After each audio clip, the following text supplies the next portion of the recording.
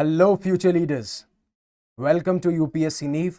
मेरा नाम है युवराज सिंह शेखावत और before starting this very interesting lecture, always remember one thing, be a spokesperson for India.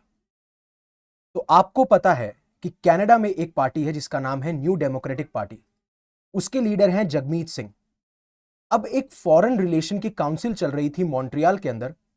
वहां पे वो ऐसे पहले कैनेडियन पॉलिटिकल लीडर बने हैं जिन्होंने बोला है G7 समिट पे हमें ट्रंप को इनवाइट नहीं करना चाहिए और हमें ट्रंप को बैन कर देना चाहिए G7 से। और ये चीज वो कहते हुए नजर आए जब फॉरेन रिलेशंस पे बात चल रही थी। और उन्होंने इसी के साथ साथ में ये कोशिश की कि मैं वर्ल्ड के अंदर ये सपोर्ट गैदर करूं जिससे कि हम एक ऐसी फोर्स बना सकें जिससे कि डोनाल्ड ट्रंप को रेजिस्ट किया जा सके। और साथ साथ में उन्होंने कुछ कनाडा की क्या फॉरेन पॉलिसी होनी चाहिए उसके बारे में भी उन्होंने बात करी। अब एक बार मैं आपको वीडियो दिखाना चाहूंगा कि उन्होंने क्या कहा है उस फॉरेन रिलेशन काउंसिल के दौरान पे अपनी स्पीच में। I also believe we need to ban Donald Trump from attending the G7 summit. Donald Trump should not be welcome here. Why would we invite someone who has threatened our very democracy, अब जैसा मैंने बताया कि उन्होंने बोला कि हमें ban कर देना चाहिए। हमें ऐसे इंडिविजुअल को क्यों बुलाना चाहिए जो कनाडा की सॉवरेनिटी पे अटैक करता है, जो नहीं चाहता कि कनाडा ग्रो करे, अपनी एलीज को वो एडवर्सरीज बना रहा है, साथ साथ में वो हमारी इकोनॉमिक वेलबींग को थ्रेटन कर रहा है। और हमारी ही इकोनॉमिक वेलबींग को नहीं, वो पूरे वर्ल्ड की इकोनॉमिक वेलबींग को, यानी कि पूरे वर्ल्ड को वो इंस्टेबिलिटी में डाल रहा है। और सबसे बड़ी बात उन्होंने ये कही कि हमें एक कन्विक्टेड क्रिमिनल को क्यों G7 समिट पे बुलाना चाहिए। अब एक एक करके इनको तोड़ते हैं। जैसा मैंने आपको बताया है कि एक आर्टिकल की लैंग्वेज से आप कभी भी समझ नहीं सकते कि वो जो लीडर है वो या फिर वो जो ऑथर है वो क्या बोलना चाह रहा है। तो पहली चीज ये है कि वो बोलते हैं कि हमारी सॉवरेनिटी पे उन्होंने अटैक किया है, क्योंकि जब उन्होंने Canadian prime minister Justin Trudeau को यह कहा कि मैं कनाडा को 51st स्टेट बनाना चाहता हूं, वो उसके बारे में सीरियस भी थे, जिसको मैंने कवर किया है अपने ही वीडियोस के अंदर। और साथ साथ में वो मजाक करते हुए ये बोलते हैं कि अगर कनाडा हमारा 51st स्टेट बनता है तो मैं आपको उसका गवर्नर भी बना सकता हूं। यहां पे बात करते हैं इनकी सॉवरेनिटी पे। अब बात करते हैं इकोनॉमिक वेलबींग को कैसे थ्रेटन कर रहे हैं। जैसा आप सभी को पता है कि ट्रंप ने यह कहा था जैसे ही मैं एडमिनिस्ट्रेशन में आऊंगा मैं मैक्सिको और कनाडा पे टैरिफ्स लगा दूंगा, यानी कि जो भी ट्रेड हमारी होती है इन नेशंस के साथ में, अगर हम कोई भी माल इनसे इंपोर्ट कर रहे हैं तो उनके ऊपर बहुत ज्यादा टैक्स लगाया जाएगा। और वो बताया जा रहा है कि अराउंड 25% है। हालांकि अभी कनाडा के लिए उस टैक्स को रोक दिया गया है क्योंकि कनाडा ने कुछ कंडीशंस उनकी मान ली है, जैसे कि जो ड्रग कार्टल्स हैं उनको टेररिस्ट ऑर्गेनाइजेशन बता दिया गया है। और इनके साथ में यूएस के साथ में ये जो कैनेडियन अथॉरिटीज हैं वो सपोर्ट भी कर रही हैं जिस तरीके से इलीगल ट्रेड और जो आप कह सकते हो इन्फिल्ट्रेशन हमें देखने को मिलता है बॉर्डर्स के ऊपर। अब सबसे बड़ी बात, एक और वीडियो में आपको दिखाऊंगा कि हमेशा से जो एनडीपी के लीडर हैं जगमीत सिंह, वो इनको टारगेट करते हुए नजर आए हैं। बट उससे पहले अनअकैडमी आपके लिए लेके आया है फ्लैट 60% ऑफ, जिसको इस ऑफर को हमने एक्सटेंड कर दिया है 28 फैब तक। तो आप अनअकैडमी का कोई भी कोर्स खरीदते हैं तो आपको मिलेगा फ्लैट 60% ऑफ। और अगर आप मैक्सिमम डिस्काउंट चाहते हैं तो आप मेरा कोड यूज कर सकते हैं, दैट इज YUVI50, जिसका लिंक आपको डिस्क्रिप्शन के अंदर मिल जाएगा। अब जैसे आप हिंदी के लिए तैयारी कर रहे हैं तो प्रारंभ बैच है आगाज 2027, जिसमें मैं साइंस एंड टेक और एनवायरमेंट की एनसीईआरटीज कंप्लीट करा चुका हूं और 10 मार्च से मैं इकोनॉमिक्स की एनसीईआरटी भी कराता हूं। और सबसे इंपॉर्टेंट बात, एक बार आप उन एनसीईआरटीज के लेक्चर देख लेंगे तो I promise you you need not to read all these NCERTs. उसके बाद में आरंभ 2026 है। अब सबसे खास बात क्या है, मान लीजिए आपने इग्नाइट 2026 में एनरोल कराया अपने आप को, तो आपको बाकी सारे बैचेस का एक्सेस मिलेगा। जितने भी बैचेस हमारे सिविल सर्विसेज के चल रहे हैं उन सब का एक्सेस मिलेगा आपको फ्री ऑफ कॉस्ट। आपको सिर्फ एक बार बैच में किसी भी बैच में एनरोल होना है। और मैक्सिमम डिस्काउंट के लिए आप मेरा कोड यूज मत करना भूलिएगा, दैट इज YUVI50, जिसका डिस्क्रिप्शन में आपको लिंक मिल जाएगा। अगर आपको कोई भी प्रॉब्लम होती है तो आप कमेंट सेक्शन में बता सकते हैं। वैसे ही काफी लोगों को सीसेट में वो अंडर कॉन्फिडेंट फील करते हैं और वो कई बार जीएस की कट ऑफ निकाल लेते हैं लेकिन सीसेट में फेल हो जाते हैं। ऐसा मेरे साथ भी एक बार हुआ है, तो प्लीज आप इस चीज को इग्नोर मत कीजिएगा। अनअकैडमी में मधुकर कोटावे सर अपना एक पर्सनलाइज कोर्स लेके आए हैं जो कि बहुत ही अफोर्डेबल प्राइस में है, दैट इज 2999। अब देखते हैं कि जब डोनाल्ड ट्रंप ने यह कहा था कि मैं कनाडा को 51st स्टेट बना लूंगा, मैं इनके ऊपर टैरिफ्स लगा दूंगा, तो जगमीत सिंह ने उस टाइम पे क्या कहा था। Do watch. Donald Trump, our country's not for sale. Not now, not ever. I lived across this country, and I can tell you, Canadians are proud, and we're ready to fight like hell to defend it. But if Donald Trump thinks, if you think you can pick a fight with us, there'll be a price to pay. और यहां पे कहते हुए नजर आ रहे हैं कि हमारी कंट्री कोई सेल के लिए नहीं है, और अगर आप फाइट पिकअप करते हैं तो we are ready for it, और आपको प्राइस पे करना पड़ेगा। और ये हमेशा से ऐसे ही स्टेटमेंट देते हुए आए हैं। अब दूसरी बात कि जो उन्होंने बोला कि ये वर्ल्ड की जो इंस्टेबिलिटी है उसको थ्रेटन कर रहे हैं, तो कैसे?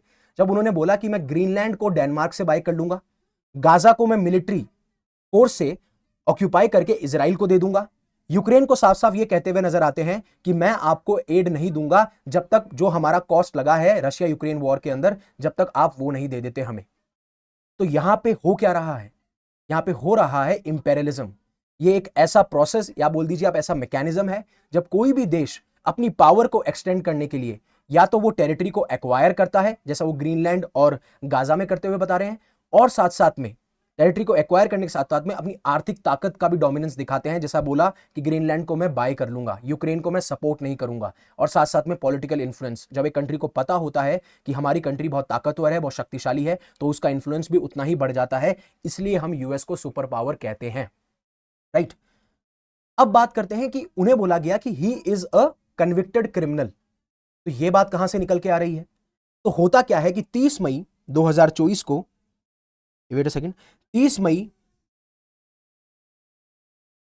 2024 को जो फॉर्मर प्रेसिडेंट ट्रंप हैं उनको दोषी पाया जाता है एक 7 मैन की ज्यूरी और 5 वुमेन की ज्यूरी के द्वारा, और इनके ऊपर 34 क्रिमिनल चार्जेस होते हैं। और वो चार्जेस ये होते हैं कि इन्होंने अपने बिजनेस रिकॉर्ड्स को फॉल्स करके दिखाया है, यानी कि लोगों को धोखा देने के लिए इन्होंने अपने बिजनेस रिकॉर्ड्स के साथ में छेड़खानी करी है, और इन्हीं पे जो ये हश मनी केस होता है उनके ऊपर 34 क्रिमिनल चार्जेस लगते हैं। और यूएस जो है, सॉरी मिस्टर ट्रंप जो है, वो पहले ऐसे यूएस प्रेसिडेंट बनते हैं जिनको दोषी पाया गया है।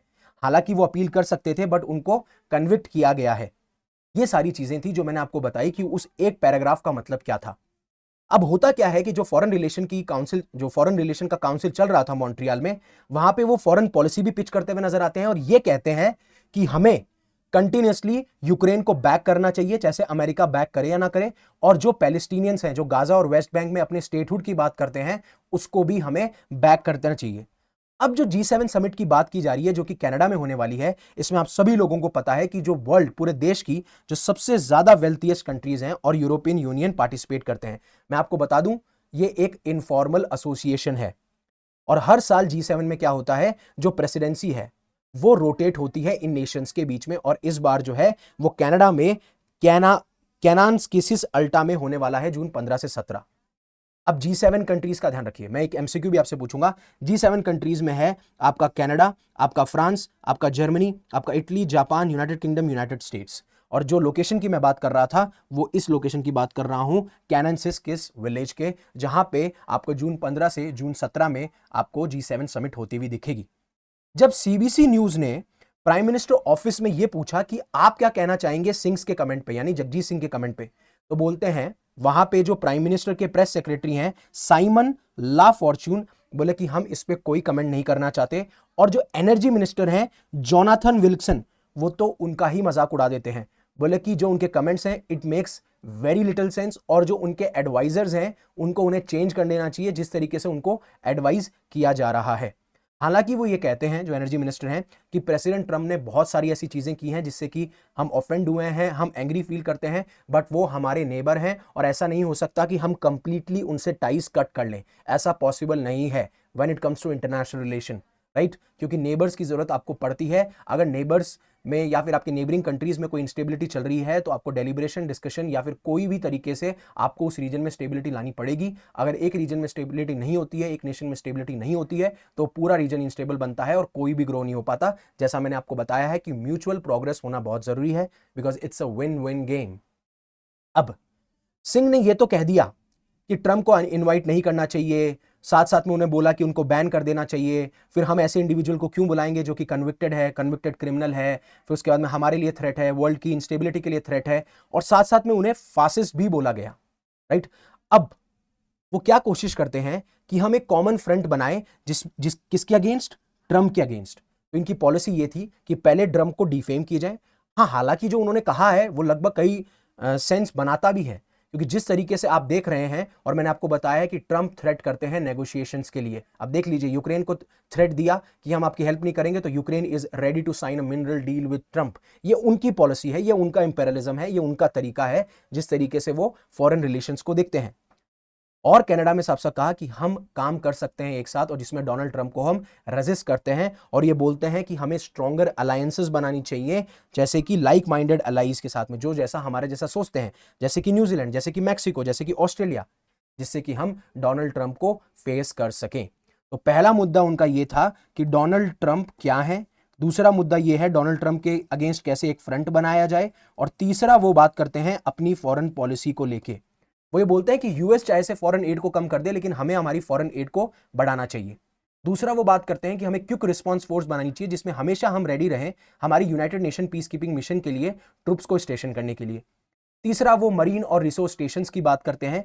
इन सारे सेक्टर्स में वो बात करते हुए नजर आते हैं। इस तरीके से वो अपनी फॉरेन पॉलिसी के बारे में कहते हुए नजर आते हैं। अब आपको एक इंटरेस्टिंग फैक्ट और बता दूं कि G7 जो है उसको 1973 ऑयल क्राइसिस के बारे में बाद में बनाया गया था। वहां पे एक वॉर चल रही थी, यप किरुम वॉर 1973 में, जिसमें इजराइल भी उसका एक पार्टिसिपेंट था, जिसको यूएस और वेस्टर्न अलीज सपोर्ट कर रहे थे। तो ऑयल क्राइसिस कहां से हुआ ये कि जो अरब नेशंस ऑयल प्रोवाइड करते थे यूएस और वेस्टर्न नेशंस को, जब उन्होंने इजराइल को सपोर्ट किया, तो इन्होंने जो ऑयल एक्सपोर्ट कर रहे थे या तो बहुत कम ऑयल एक्सपोर्ट किया या फिर उस पर बैन लगा दिया गया, जिसकी वजह से हुआ ये कि वहां पे इन्फ्लेशन, महंगाई बढ़ी, वहां पे काफी इकोनॉमिक डिसरप्शन देखने को मिला, और साथ साथ में वहां पे एनर्जी सिक्योरिटी भी थ्रेट में आ गई, क्योंकि ऑयल बेस्ड इंडस्ट्रीज हमारे साथ बहुत होती हैं, हम वहां पे हमारी एनर्जी नीड्स को एक्वायर करते हैं, राइट। और फिर एनडीपी लीडर ट्रंप को छोड़ते ही नहीं है, वो बोलते हैं कि ये फासिस्ट हैं। और ऐसा नहीं है कि ये पहले ऐसे एनडीपी लीडर हैं, इससे पहले भी जो है एनडीपी लीडर रहे हुए हैं, जिनका नाम है टॉम मुल्कियर, उन्होंने भी डोनाल्ड ट्रंप को फासिस्ट बोला है। अब ये फासिस्ट क्या है? फासिस्ट वो लोग होते हैं जो फासिज्म आइडियोलॉजी को फॉलो करते हैं, जैसे इटली में मुसोलिनी की थी, जर्मनी में हिटलर ने की थी। इसमें होता यह है कि आप सारी ताकत को सेंट्रलाइज करना चाहते हो, आप एक जगह चाहते हो कि वो ताकत रहे, अगर कोई आपकी बात नहीं मानता तो आप मिलिट्री और वायलेंस का यूज करते हो, राइट, जिससे कि अपनी डोमिनेंस को आप दिखा सको। आजकल ये टर्म्स को बहुत लूजली यूज किया जाता है। अगर आप कोई भी ऑथोरिटेरियन और ऑपरेसिव लीडर या रूलर की बात करेंगे तो आप कह देते हैं कि ये फासिस्ट है, और शायद उसी रेफरेंस में ये कहा गया है। आप उस गाय को क्या कहेंगे? वो कहते हैं आप उस गाय को क्या कहेंगे जो अपने ही एलिस को थ्रेटन करता है कि मैं आपके ऊपर टैरिफ्स लगा दूंगा, आपको हथियार लूंगा मिलिट्री फोर्स से, वो जो कि डिसइंफॉर्मेशन फैलाता है, और यहां तक कि अपने ऐसे लोगों को जो लॉ एनफोर्समेंट एजेंसी में है, जो मिलिट्री ऑफिशियल्स हैं, उनको फायर कर देता है। और आपने अभी सुना होगा कि ट्रंप ने अपने हाई रैंकिंग मिलिट्री ऑफिशियल्स को भी फायर कर दिया था। तो इस रेफरेंस में वो यहां पे बात कर रहे हैं, और ऐसा वो अकेले नहीं है, बहुत सारे ऐसे लोग हैं एनडीपी के और बाकी पार्टीज के जिन्होंने पिटिशंस भी साइन कराई है, जहां पे लोगों ने ये बोला है कि ट्रंप जो है वो एक तरीके से फासिस्ट हैं। अब कनाडा एक चीज पे बात नहीं कर पाया, यानी कि जो एनडीपी के लीडर थे उन्होंने एक चीज पे बात नहीं करी, वो ये थी कि जो नेटो के 30 मेंबर हैं उसमें से 8 ऐसे मेंबर हैं इंक्लूडिंग कनाडा, जो कि अपनी जो एक रिक्वायरमेंट है उसको फुलफिल नहीं कर पा रहे हैं, और उसके लिए उसको क्रिटिसाइज भी किया गया है। क्रिटिसाइज ये कि डोनाल्ड ट्रंप ने ये बोला था कि मैं नेटो की फंडिंग नहीं करूंगा, क्योंकि डोनाल्ड ट्रंप यानी यूएस जो है वो 70 to 80% फंड करता है नेटो को। अगर बाकी मेंबर्स अपनी जीडीपी का 2% यहां पे फंड नहीं देंगे नेटो के अंदर, तो मैं फंडिंग रोक दूंगा। और ये डिसाइड हुआ कि बाकी नेशन जो है वो अपने 2% जीडीपी का देंगे। लेकिन ऐसे 8 नेशंस हैं इंक्लूडिंग कनाडा जिन्होंने अभी तक जो है 2% ऑफ जीडीपी नहीं दिया है नेटो के अंदर। और अभी रिपोर्ट की माने तो कनाडा ने अभी तक सिर्फ रफली 1.3% अपना जीडीपी का दिया है 2024 के हिसाब से। और जो कनाडा के डिफेंस मिनिस्टर हैं वो ये कहते हैं कि हम ये जो कमिटमेंट है उसको हम 2027 तक फुलफिल करेंगे। अब आपके लिए एक सवाल है कि G7 का इनमें से कौन मेंबर नहीं है? Canada, Australia, Germany, Japan. मैं कमेंट सेक्शन में वेट करूंगा। और पहले G7 आपको एक इंटरेस्टिंग फैक्ट बताता हूं, अगर आपको पता हो तो पहले G7 G8 था, बट इसमें से रशिया को निकाल दिया गया क्योंकि उन्होंने क्रीमिया को एनेक्स कर लिया था, और उसके बाद में रशिया को हम G8 से निकाल देते हैं, जिसके बाद में G7 बनता है। और इनिशियली 1973 ऑयल क्राइसिस के बाद में G6 था, 7th मेंबर जो था वो आपका कनाडा था। So please remember all of these things which are very crucial for your examination as well. And Unacademy आपके लिए लेके आया बहुत सारे rewards, बहुत सारा fun, बहुत सारे surprises. So that event is going to be on 1st March. That is Unacademy आरंभ। आपके लिए बहुत ज़्यादा surprises हैं, बहुत ज़्यादा fun है। तो please JEE Nexus by Unacademy पे जुड़ना मत भूलिएगा। That is on March 1 from 7 PM to 9 PM. So again, thank you very much for listening to me. Hopefully आपको ये लेक्चर पसंद आया होगा, आपको नॉलेज पसंद आई होगी। मैं हमेशा से कहता हुआ आया हूँ कि एक आर्टिकल से पढ़ने से आप इंटरनेशनल रिलेशन के एक्सपर्ट नहीं बनते, आप जियोपॉलिटिकल एक्सपर्ट नहीं बनते। आपको बहुत सारे आर्टिकल्स पढ़ने पड़ते हैं, साथ साथ में जो उस आर्टिकल में वर्ड्स लिखे गए हैं वो क्या सेंस बनाते हैं उसको भी आपको प्रूव करके दिखाना होता है। So again thank you very much for giving me your precious time. Stay safe, stay happy and शबा खैर।